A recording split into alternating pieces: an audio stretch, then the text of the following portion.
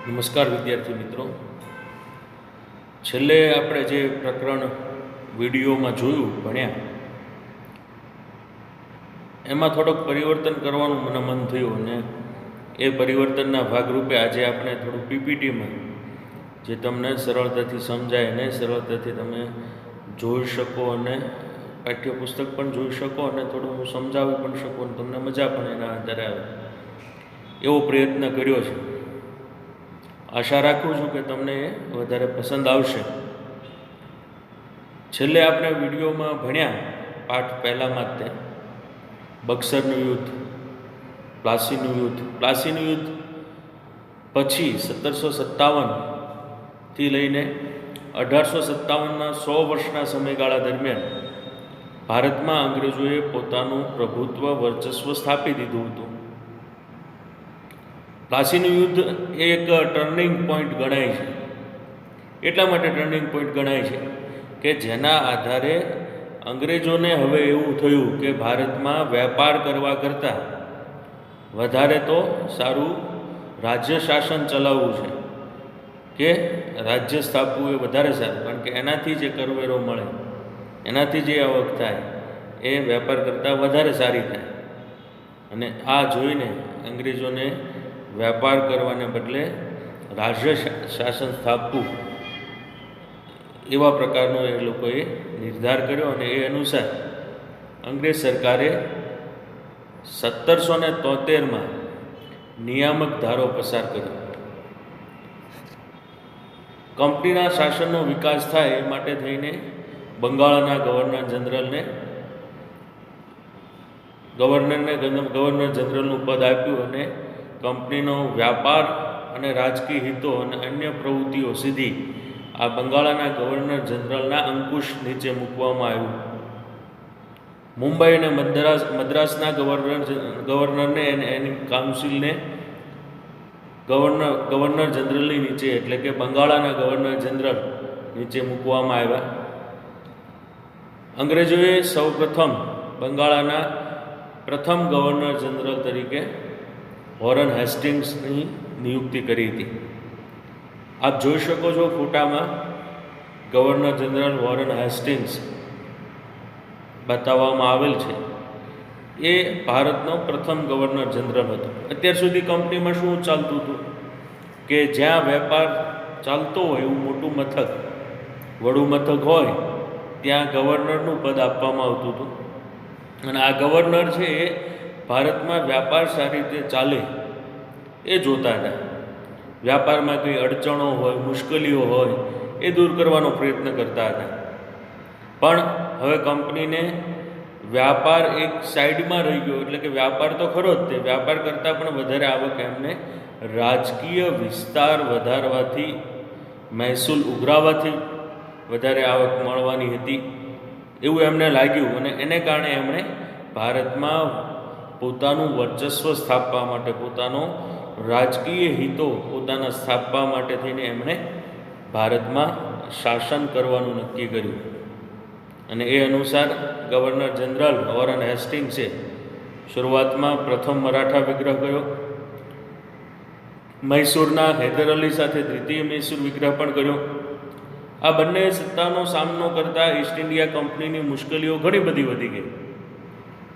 એ પછી Warren Hastings બાદ governor general તરીકે કોર્નવોલિસ આવે છે. કોર્નવોલિસે એના સમયમાં મૈસૂરના વાઘ તરીકે જાણીતા એવા ટીપુ સુલતાન સાથે એમણે ત્રીજો મૈસૂર વિગ્રહ કર્યો.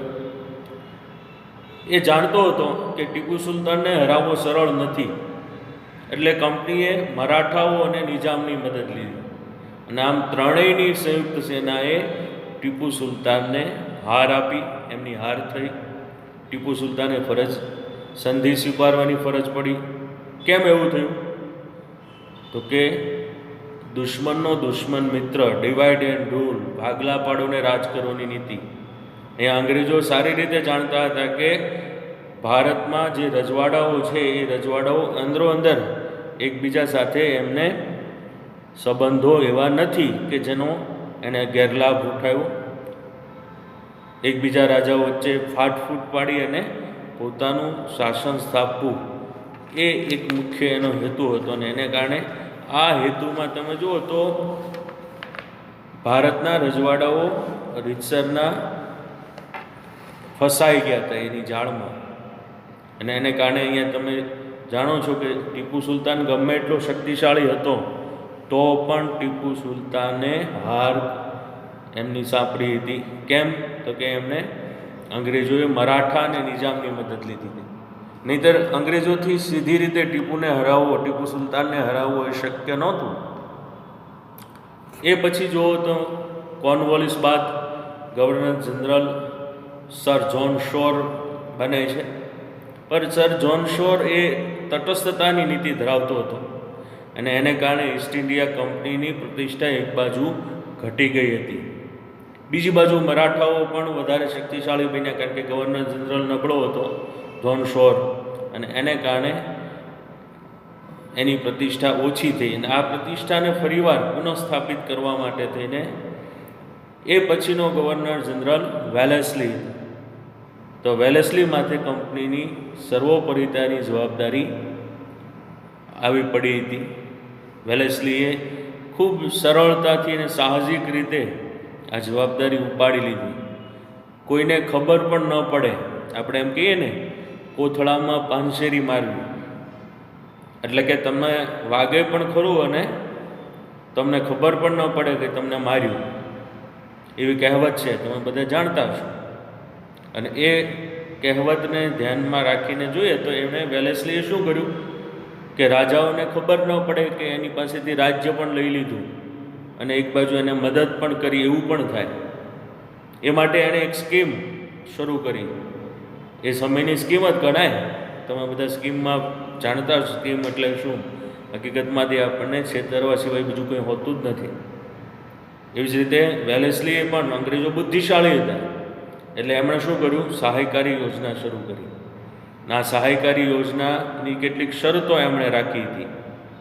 પહેલી શરત શું હતી તો કે કંપની સરકારનું તાલીમ પામેલું સૈન્ય જે રાજા આ સહાયકારી યોજના સ્વીકારે એમને એ આપશે, અને એના બદલામાં કંપની છે એ રાજ્યના આંતરિક અને બાહ્ય આક્રમણથી જે તે દેશી રજવાડાને બચાવશે. એટલે કે દેશી રજવાડાએ બીજું કંઈ કરવાનું નહીં, ફક્ત ને ફક્ત શું કરવાનું તો કે એમણે આ યોજના સ્વીકારે તો અંગ્રેજોને જે લશ્કરી ખર્ચ થાય એટલો લશ્કરી ખર્ચ આપવાનો અથવા તો એટલી આવક ધરાવતો પ્રદેશ આપવાનો. એટલે કંપનીના પરવાનગી, અને ત્રીજી શરત એ હતી કે કંપનીની પરવાનગી વગર કોઈ પણ રાજ્ય સાથે એમણે યુદ્ધ કે સંધિ કરવાની નહીં. તમે અહીંયા જુઓ તો જે બીજી શરત છે કે લશ્કરી ખર્ચની, જેમાં રાજાને સરળતાથી ખ્યાલ જ નથી આવતો કે આ ખર્ચ છે એ મારા રાજ્યને ડૂબાડશે, મારા રાજ્યના પ્રદેશો અંગ્રેજો આનાથી લઈ લેશે. અંગ્રેજોને તો એ જ જોતું હતું કે રાજ્ય વિસ્તાર કેમ બધું વધે. એટલે કંપનીએ કેટલીક શરતો કેટલીક એવી પણ રાખી હતી, જેમ કે કોઈ સાથે યુદ્ધ કે સંધિ કરવી નહીં, રાજ્યના દરબારમાં ફરજિયાત એક અંગ્રેજ પ્રતિનિધિ રાખવો, અન્ય કોઈ વિદેશીને એમના રાજ્યમાં નોકરીએ રાખવો નહીં. અંગ્રેજોની અનુમતિ પછી જ એ બધું થતું હતું. એટલે આમ સીધી રીતે જોઈએ ને તો કંપનીનું વર્ચસ્વ આ રાજ્ય ઉપર સ્થપાઈ જતું હતું. જે રાજા સહાયકારી યોજના સ્વીકારે એ રાજા ઉપર એમનું વર્ચસ્વ સ્થાપિત થઈ જતું હતું. આ યોજના સ્વીકારનાર જે રાજાઓ હતા કે જે નબળા હતા, આળસુ હતા, એમને કોઈ વધારે મહેનત નહોતી કરવી, એવા રાજાઓએ આ સહાયકારી યોજનાઓ સ્વીકારી. સાથોસાથ અંગ્રેજો દબાણ પણ કરતા હતા સ્વીકારવા માટે. આપણે આગળ એના વિશે વાત કરવાના છે. જેમ કે આ યોજના સ્વીકારનાર કેટલાક રાજ્યો અને શાસકો અહીંયા તમારા ટેક્સ્ટબુકમાં આપેલ છે માહિતી કે નિજામ, મૈસૂર, અવધ, ગાયકવાડ, સિંધિયા, ભોંસલે, હોલકર, આ બધા રજવાડાઓ અને એમના શાસકો કે જેમણે આ યોજના સ્વીકારી હતી. પછી આપણે આગળ જોઈએ તો મિત્રો ચિત્ર જે આપેલું છે એમાં તમને જોવા મળશે કે ચિત્રમાં શું છે અંગ્રેજોએ પોતાની જાળમાં આ બધા રાજાઓને ફસાવી દીધા. જેમ માછલીઓ છે એ ફસાઈ જાય છે, એવી જ રીતે આ વેલેસ્લીએ સહાયકારી યોજના થકી આ દેશી રજવાડાઓને પોતાના અંડરમાં લઈ લીધા, ફસાવી દીધા અને એમના કેટલાક પ્રદેશો વેલેસ્લીએ પડાવી લીધા. એવું કહેવાય છે કે વેલેસ્લીએ યુદ્ધ કરવા કરતાં આવી યોજનાઓને કારણે કંપનીની પ્રતિષ્ઠા પુનઃ સ્થાપિત કરી હતી. કંપનીના વર્ચસ્વમાં એને કારણે ખૂબ વધારો થયો હતો. ચિત્રમાં જુઓ છો તો રાજાઓ છે એ ફસાઈ ચૂકેલા તમને દેખાય છે અને અંગ્રેજોની જાળમાં એ પૂરેપૂરા ફસાઈ ગયા છે અને એમના પ્રદેશો છે એ પડાવી લીધા છે. વેલેસ્લીની સહાયકારી યોજના જે સ્વીકારે નહીં તો શું થતું હતું એના વિશે આપણે આગળ વાત કરવાની છે. પણ અહીંયા તમે જુઓ છો સ્પષ્ટ લખ્યું છે કે આ યોજના એ મીઠા ઝેર સમાન હતી. એટલે કે આ યોજનાનો અમલ કરી અને વેલેસ્લીએ પોતાના પ્રદેશો ઈસ્ટ ઇન્ડિયા કંપનીમાં આ રાજાઓના પ્રદેશોને જોડી દીધા હતા. ગવર્નર જનરલ વેલેસ્લીએ ટીપુને સહાયકારી યોજના સ્વીકારવા માટે થઈને જણાવ્યું હતું, પણ ટીપુ સુલતાનને ખબર હતી એટલે એમણે એ ઇનકાર કર્યો. અને ટીપુ સુલતાને જેવો ઇનકાર કર્યો એટલે અંગ્રેજોએ નિઝામની મદદ મેળવી અને મૈસૂર ઉપર 1799માં આક્રમણ કર્યું. અને આ આક્રમણ એ ચોથા મૈસૂર વિગ્રહ તરીકે જાણીતું થયું. ટીપુ સુલતાન આ આક્રમણ દરમિયાન અંગ્રેજો સામે લડતા લડતા મૃત્યુ પામ્યો અને વેલેસ્લી પછી જે ગવર્નર જનરલ આવે છે એ હેસ્ટિંગ છે. અહીંયા વેલેસ્લીએ કંપની ઉપર પોતાનું સંપૂર્ણપણે કંપનીના પ્રદેશોમાં બહુ મોટા પ્રમાણમાં વધારો કર્યો. અહીંયા રાજાઓ પાસેથી એમણે મોટાભાગના પ્રદેશો ભારતના રાજાઓ પાસેથી પડાવી લીધા. એટલે જેટલા ગવર્નર જનરલો આવ્યા એમાં વેલેસ્લીના સમય દરમિયાન રાજ્ય વિસ્તારમાં સૌથી વધારે વધારો એમણે કર્યો હતો. વેલેસ્લી બાદ ગવર્નર જનરલ તરીકે હેસ્ટિંગ્સ આવે છે. એમણે નેપાળ સાથે યુદ્ધ કર્યું અને ગુરખાઓને પોતાના લશ્કરમાં સામેલ કરી દીધા હતા. એ પછી પીઢારાઓ સાથે પણ એમણે યુદ્ધ કર્યું અને એમને પણ અંકુશમાં લીધા હતા. ત્રીજો મરાઠા વિગ્રહ થયો અને આ વિગ્રહ દરમિયાન એમણે કંપનીને સર્વોપરી બનાવી દીધી હતી. એટલે કે સર્વોપરીતા કંપનીની મરાઠાઓ સામે સ્થાપિત કરી દીધી હતી. અને તમે જુઓ એક એક રાજા જે શક્તિશાળી રાજાઓ હતા એમને અલગ લઈ જઈને એને બીજા અન્ય રાજાઓની મદદ લઈને એને નબળો પાડીને એમનો પ્રદેશ પડાવી લે. પછી શક્તિશાળી રાજાઓ બધા એક પછી એક બધાના રાજ્યો પડાવી લે. પછી નબળા રાજાઓ હતા એ તો ક્યાં જવાના? એનો તો એન કેન પ્રકારે અંગ્રેજો એમના પાસેથી પ્રદેશો લઈ જ લેવાના. ડિવાઈડ એન્ડ રૂલ, ભાગલા પાડો અને રાજ કરોની નીતિ અંગ્રેજોએ અપનાવી હતી. અને એને કારણે એક એક રાજાઓ રજવાડાઓ છે એ ધીમે ધીમે અંગ્રેજોના તાબે થતા ગયા. અહીંયા જનરલ હેસ્ટિંગ પછી ગવર્નર જનરલ તરીકે વિલિયમ બેન્ટિક આવે છે. અન્ય ગવર્નર જનરલોની સરખામણીમાં વિલિયમ બેન્ટિક એક ઉદારમતવાદી ગવર્નર જનરલ તરીકે એમણે છાપ ઊભી કરી હતી. શા માટે એવું કર્યું? અંગ્રેજો બુદ્ધિશાળી હતા, જાણતા હતા. એ કોઈ ભારતને સુધારા આપવા માટે નહીં કે ભારતને મદદ કરવા માટે આવ્યા નહોતા. પણ અગાઉના જે ગવર્નર જનરલોએ અપનાવેલી સામ્રાજ્યવાદી નીતિને પરિણામે આ દેશી રજવાડાઓમાં અસંતોષ ઊભો થયો હતો. અને આ અસંતોષમાંથી એકતા ઊભી ન થાય એ માટે થઈને ઉદારમતવાદી વલણ એમણે અપનાવ્યું હતું ને એવા એમણે કાર્યો પણ કર્યા હતા. આપણે બધા જાણીએ છીએ કે ઘણા બધા સામાજિક સુધારાઓ વિલિયમ બેન્ટિકના સમય દરમિયાન ભારતમાં થયા છે. ભારતના ગવર્નર જનરલમાં એ પછી ડેલહાઉસી આવે છે 1848માં. ડેલહાઉસી એ પોતે ઉગ્ર સામ્રાજ્યવાદી માનસિકતા ધરાવતો હતો.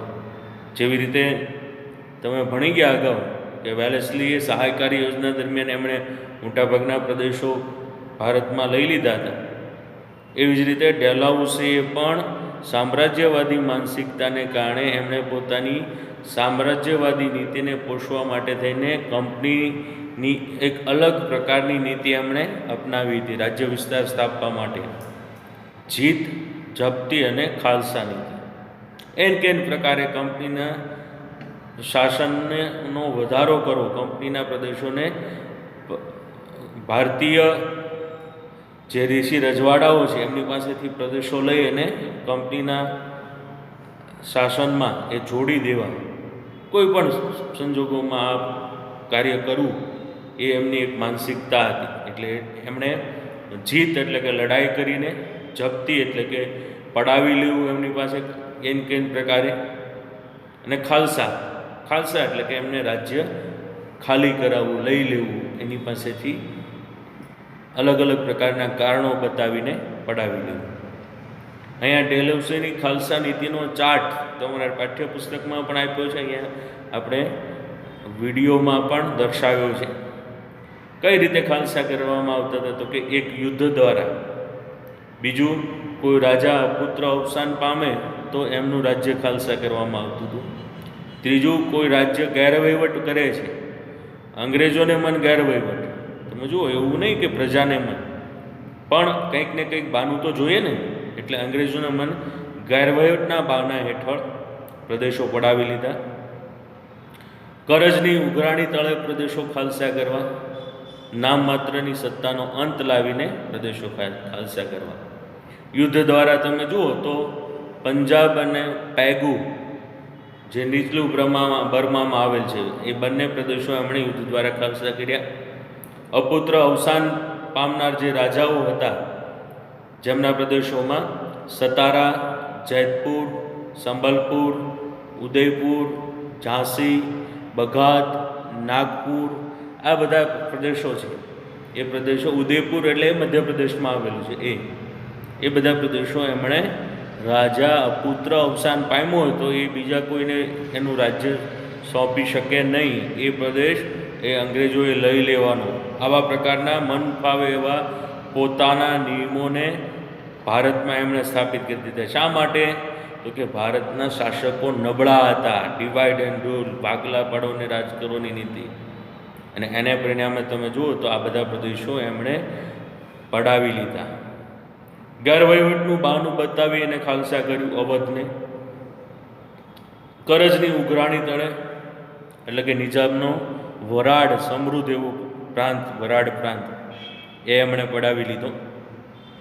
નામમાત્રની સત્તાઓ એટલે કે કહેવા પૂરતા રાજા, કોઈ સારું કામ રાજા કરતા નથી, આવું બાનું બતાવીને નામમાત્રના રાજાઓની સત્તાનો અંત લાવી અને એમના પ્રદેશો પડાવી લીધા, જેમ કે કર્ણાટક અને તાંજોર. તો આમ ડેલહાઉસી એ પોતે સામ્રાજ્યવાદી માનસિકતા ધરાવતો હતો, સાથોસાથ એ સુધારાવાદી પણ હતો. એમના સમય દરમિયાન એમણે સૌપ્રથમ 1853માં મુંબઈ અને થાણે વચ્ચે રેલવે લાઇનની શરૂઆત કરી હતી. એમના સમયમાં તે ઇંગ્લેન્ડ અને ભારત વચ્ચે તાર વ્યવહાર શરૂ કર્યો હતો. એમના સમયમાં જાહેર બાંધકામ વિભાગ શરૂ કર્યો હતો, બાંધકામ ખાતું શરૂ કર્યું હતું. બાંધકામ ખાતું એટલે રોડ, રસ્તાઓ ને બધું બનાવે, પુલ ને એવું બધું બનાવે છે, અને બાંધકામ કે બહુ મોટી જેટી, બંદરો બનાવે, આ બાંધકામ વિભાગ, તમે એના વિશે સામાન્ય રીતે જાણતા હશો. આ ઉપરાંત અંગ્રેજી કેળવણીની શરૂઆત કરી, વ્યવસ્થા કરી હતી.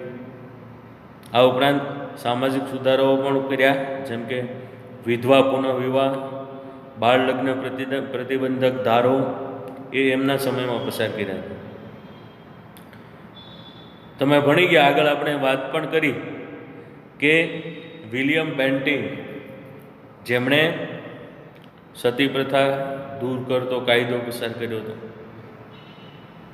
જે પુરુષ મૃત્યુ પામે એની પત્નીને એમના પતિની પાછળ એની ચિતામાં પોતાની જાતને જીવતા હોમી દીધી, અને એ ખૂબ ખરાબ આપણે ત્યાં સમાજમાં કુરિવાજ હતો. રાજારામ મોહન રાય અને બીજા ઘણા બધા આપણા સમાજ સુધારકોએ એની વિરુદ્ધ લડત આપી હતી અને એમાં અંગ્રેજોએ સપોર્ટ પણ કર્યો અને કેટલાક સામાજિક સુધારાઓ પણ થયા, જેના વિશે આપણે અગાઉ વાત કરી છે, વિલિયમ બેન્ટિક વિશે. એ જ રીતે ડેલહાઉસીએ પણ જે વિધવા સ્ત્રીઓ હોય એ પોતે ફરીવાર લગ્ન કરી શકે, પુનઃ વિવાહ. આપણે ત્યાં બાળકોને નાનપણથી જ પરણાવી દેવામાં આવતા હતા, બાળ લગ્ન. હજુ સમજુ ન હોય ત્યાં એમને 10-12 વર્ષ 15 વર્ષના બાળકોના લગ્ન કરાવી દેવામાં આવે. તો એ પણ એમણે બંધ કરાવ્યું. એટલે તમે જુઓ તો 1757થી લઈને 1857 સુધીમાં 100 વર્ષના સમયગાળા દરમિયાન કંપનીએ પોતાની સત્તા અને સામ્રાજ્યમાં વધારો કર્યો. ઘણા બધા દેશી રજવાડાઓનો, રાજાઓનો અસંતોષનો એમને સામનો પણ કરવો પડ્યો. છતાં પણ આ અસંતોષ એ સારી રીતે અંગ્રેજો દબાવી શક્યા નહીં. અને આ અસંતોષમાંથી જ એકતા જન્મી અને આ એકતાએ 1857ના વિપ્લવને જન્મ આપ્યો. 1857ના સંગ્રામ સ્વરૂપે એ બહાર નીકળ્યો. કેમ? તો કે અંગ્રેજો એ એન કેન પ્રકારે ભારતના રાજાઓ પાસેથી પ્રદેશો પડાવી લીધા. કોઈ પણ રાજા છે એનો પ્રદેશ એ જતો કરે નહીં, ક્યારેય પણ એમને એ ગમે પણ નહીં. પણ અંગ્રેજોએ જે નીતિ અપનાવી અને એને કારણે એની વિરુદ્ધમાં 1857માં આ અસંતોષમાંથી એકતા જન્મી અને એને કારણે 1857નો વિપ્લવ, આપણે એને ભારતનો પ્રથમ સ્વાતંત્ર્ય સંગ્રામ પણ ગણીએ છીએ, જેના વિશે તમે અગાઉના ધોરણોમાં ભણી ગયા હશો વિસ્તૃત રીતે. આપણે અહીંયા ખાલી એની થોડી સમજ જ કેળવવાની છે. એ પછી આપણે જોઈએ તો કંપનીએ ભારતમાં પોતાનું શાસન સ્થાપ્યું. એ પાછળનો મુખ્ય હેતુ તો આપણે ભણી ગયા, અગાઉ પણ મેં તમને વાત કરી કે વેપાર કરવો એ એમનો મુખ્ય આશય હતો. પણ વેપાર કરતાં આવક એમને રાજ્ય શાસન સ્થાપવાથી વધારે મળે એમ હતી એવું એમને લાગ્યું અને એને કારણે એમણે ભારતમાં શાસન સ્થાપ્યું. તો એમના શાસન દરમિયાન કેટલીક આર્થિક અસરો ભારતમાં ઊભી થઈ હતી. જ્યારે આપણે ત્યાં કંપનીની શાસનનું સર્વૈયું આખું તૈયાર આપણે કરીએ તો આપણને ખ્યાલ આવે કંપનીના શાસનનો આખો જે સમયગાળો છે. સર્વૈયું એટલે આખી સારણી આપણે એને કહીએ છીએ કે આખો જે એનો જે સમયગાળો છે શાસનનો, આ શાસનકાળના સમયગાળા દરમિયાન આપણે જોઈએ તો દેશે જે છેલ્લી સદીઓથી દુનિયામાં અને દેશોમાં, દુનિયાના અનેક દેશોમાં ભારત આર્થિક રીતે ગૌરવભર્યું સ્થાન ભોગવતો હતો. ભારતનું સ્થાન સમગ્ર વિશ્વમાં આર્થિક રીતે એક સમૃદ્ધ રાષ્ટ્ર તરીકે, ભારતને સોને કી ચીડિયા ધરાવતો દેશ તરીકે ઓળખવામાં આવતો હતો. અને આ બધા દેશો એ ભારતમાં વ્યાપાર કરવા માટે ઉત્સુક હતા. કયા? યુરોપના બધા દેશો. સૌપ્રથમ આપણે અગાઉ ભણી ગયા કે પોર્ટુગીઝો આવ્યા, હોલેન્ડના ડચ લોકો આવ્યા, ડેનમાર્કના ડેનિશ આવ્યા, ઇંગ્લેન્ડમાંથી અંગ્રેજો આવ્યા, ફ્રાન્સમાંથી ફ્રેન્ચો આવ્યા. આ બધી પ્રજાઓ યુરોપમાંથી ભારતમાં શા માટે આવી? વ્યાપાર કરવા માટે. કેમ? તો કે ભારત સમૃદ્ધ હતું, ભારતના મરી મસાલા તેજાના પ્રખ્યાત હતા, યુરોપમાં એની માંગ પણ ખૂબ વધારે હતી. જેમ આપણે વિશ્વના જે સમૃદ્ધ દેશો છે એની સાથે વ્યાપાર કરવા માટે આજે ઉત્સુક હોઈએ અને તલપાપડ હોઈએ, એવા જ પ્રકારે અંગ્રેજો પણ એ સમયે ભારતની સમૃદ્ધિથી આકર્ષાઈને, અંગ્રેજો નહીં, પ્રાચીન સમયથી જોઈએ તો વિશ્વની અનેક પ્રજાઓ ભારતની સમૃદ્ધિથી આકર્ષાઈને ભારતમાં આવ્યા હતા. શા માટે? તો કે ભારતમાં વ્યાપાર કરવા માટે આવ્યા હતા. વ્યાપાર કરવાનું એક બાજુ રહ્યું અને અંગ્રેજોએ બીજા અન્ય જે યુરોપી દેશો હતા એ દેશોના સામ્રાજ્યને ખતમ કરી અને ભારતના દેશી રજવાડાઓને પણ ખતમ કરી અને ભારતમાં એમણે માત્ર 100 વર્ષના શાસનકાળ દરમિયાન કંપનીનું શાસન ભારતમાં એક સર્વોપરી શાસક તરીકે દેશમાં એ ઉભરી આવ્યા હતા. ભારત એ 100 વર્ષના છેલ્લા શાસનકાળ દરમિયાન ઇંગ્લેન્ડ માટે તો ફક્ત કાચો માલ પેદા કરનાર દેશ બની ગયો હતો. ભારતના ગૃહ ઉદ્યોગોને તોડી નાખ્યા હતા, ભાંગી નાખ્યા હતા. ઇંગ્લેન્ડમાંથી પાકો તૈયાર થયેલ કારખાનાનો માલ છે એ ભારતમાં એમને બહુ મોટું બજાર મળે એવા પ્રકારની પરિસ્થિતિ પેદા અંગ્રેજોએ કરી નાખી હતી. બંગાળાનો આપણે બધા જાણીએ છીએ કે બંગાળાનો સુતરાઉ કાપડ ઉદ્યોગ, બંગાળાનું રેશમી કાપડનો ઉદ્યોગ, ઢાકાનું મલમલ, તમે બધા જાણો છો એ બધા વિશે, કે જે ઢાકાનું મલમલ સમગ્ર વિશ્વમાં વિખ્યાત હતું. એમની મલમલની સાડી છે એ બાકસની પેટીમાં સમાઈ જતી હતી. વીંટીમાંથી આખો કાપડનો તાકો પસાર થઈ જાય એટલું ઝીણું વણાટકામ થતું હતું.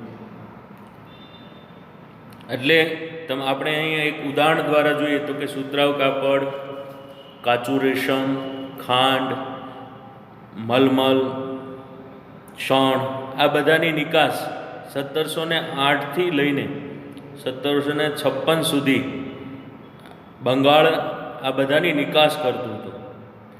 પરંતુ જેવી દ્વિમુખી શાસન પદ્ધતિ આપણે અગાઉ ભણી ગયા, 1764માં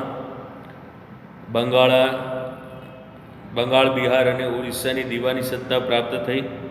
દ્વિમુખી શાસન પદ્ધતિ અસ્તિત્વમાં આવી અને અંગ્રેજોએ ભારતને લૂંટવાનું શરૂ કર્યું, ભારતના ગૃહ ઉદ્યોગોને લૂંટવાનું શરૂ કર્યું. અને એને કારણે બંગાળાની આર્થિક ચમક અમુક વર્ષોમાં, થોડા જ વર્ષોમાં ઝાંખી પડી ગઈ.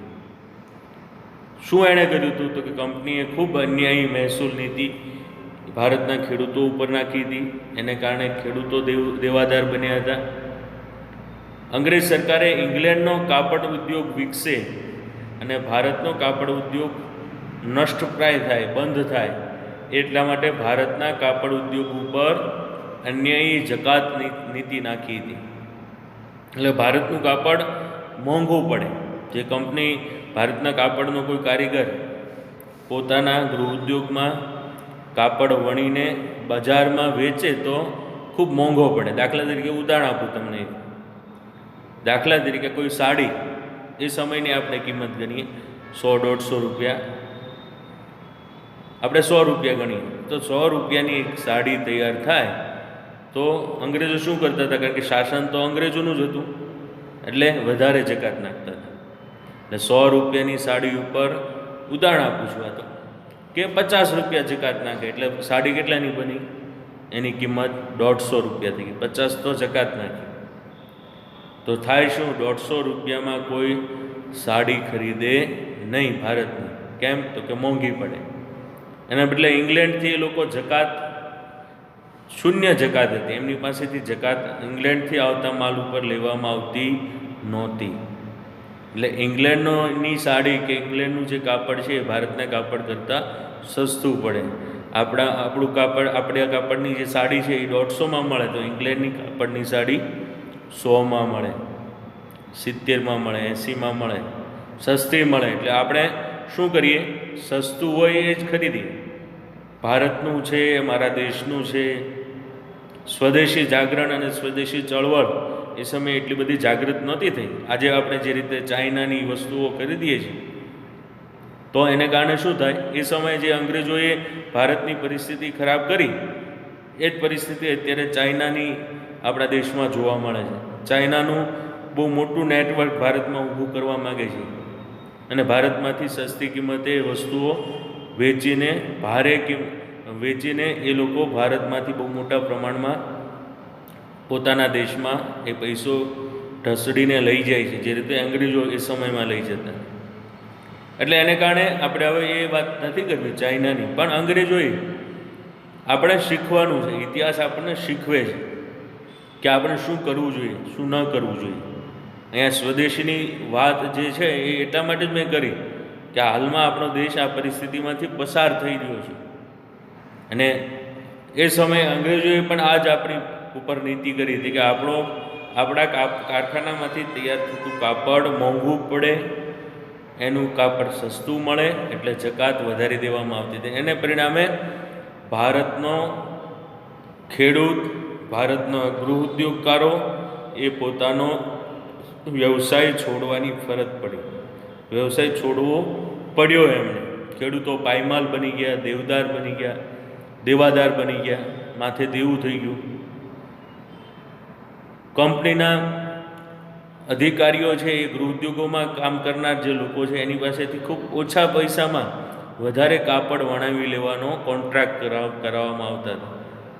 અન્ય એ જકાત નીતિને કારણે આપણા હુન્નર ઉદ્યોગો છે એ કચડી નાખવા માટે એને વિવિધ અયોગ્ય રીત રસમોનો ઉપયોગ કર્યો હતો, અપનાવ્યા હતા, અને એને કારણે ભારતના ઉદ્યોગ ધંધા પડી ગયા હતા, એટલે કે બંધ પડી ગયા હતા. ભારતનો કારીગર ગરીબ અને બેરોજગાર બન્યો.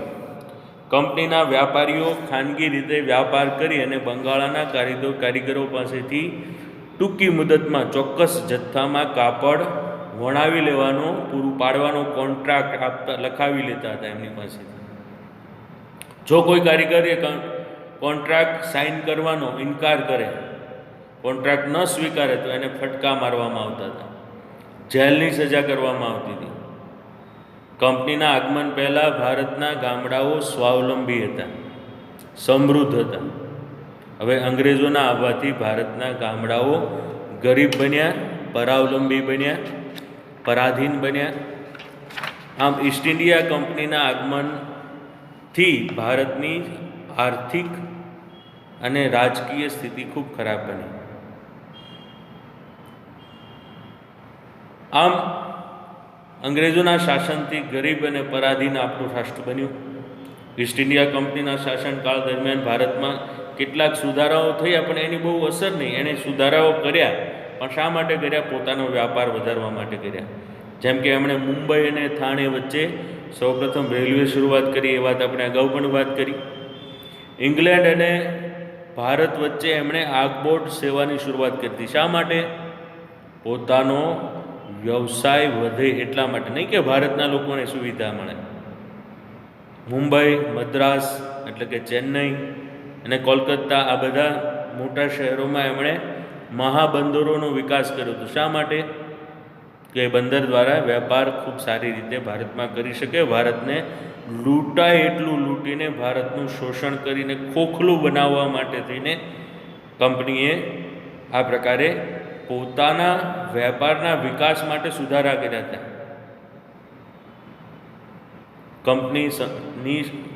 કંપનીના શાસનની સામાજિક અસરો જોઈએ, આર્થિક અસરો તો જોઈએ આપણે.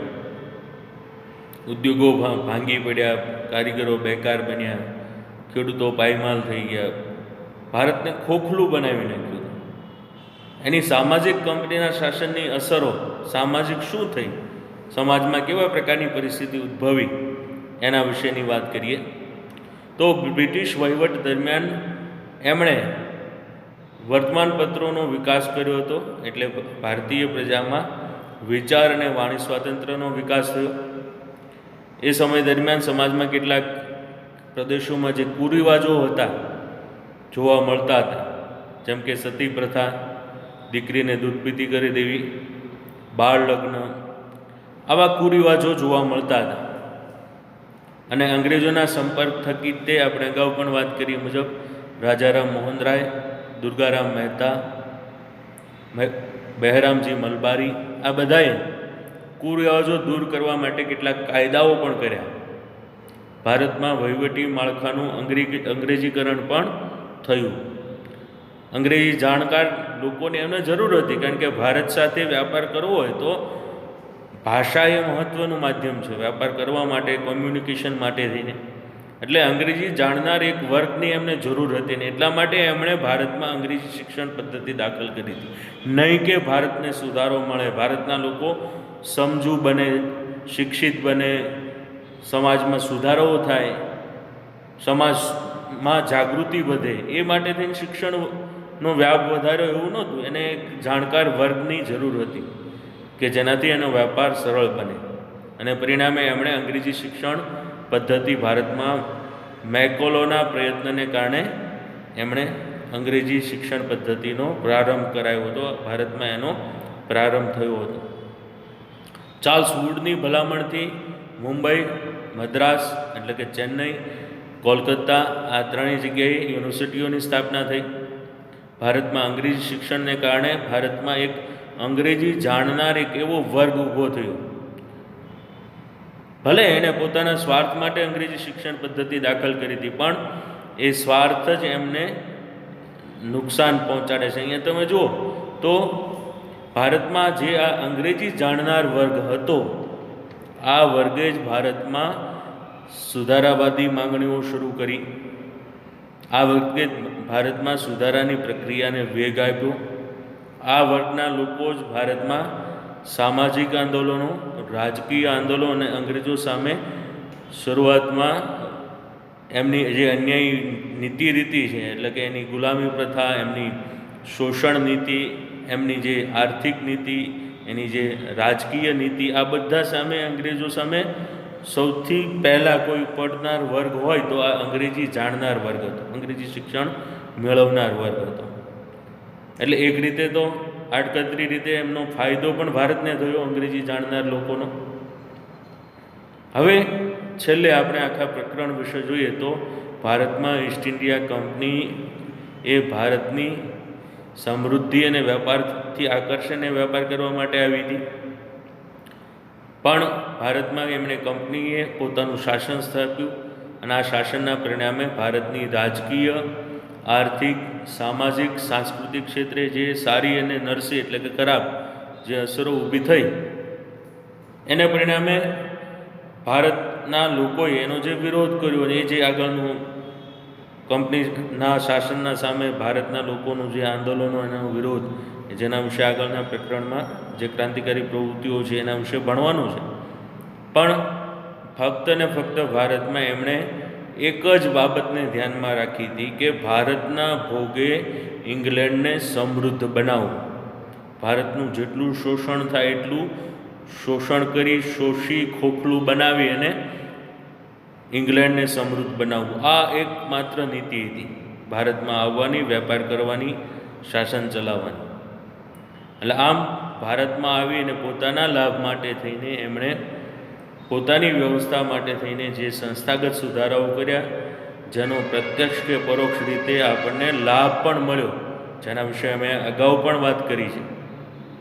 એટલે આમ આ પ્રકરણમાં આપણે જોઈ ગયા કે ભારતમાં અંગ્રેજોના શાસનને પરિણામે ભારતમાં જે પરિસ્થિતિ ઉદ્ભવી, જેના વિશે આપણે સૌ અભ્યાસ કર્યો.